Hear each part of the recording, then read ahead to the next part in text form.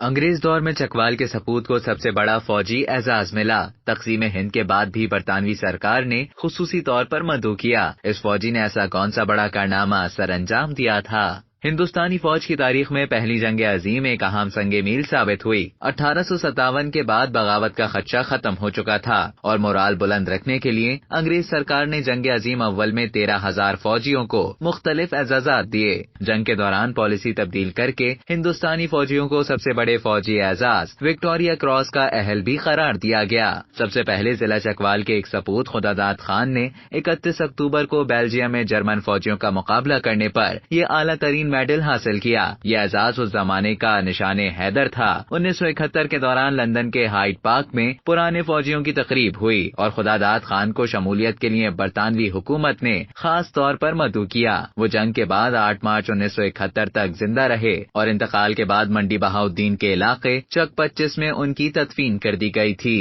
اب تک کے لیے اتنا ہی۔ مزید اسی طرح کی معلومات حاصل کرنے کے لیے ڈیلی جنگ کے YouTube چینل کو سبسکرائب کریں اور فیس بک کے پیج کو لائک کرنا نہ بھولیں۔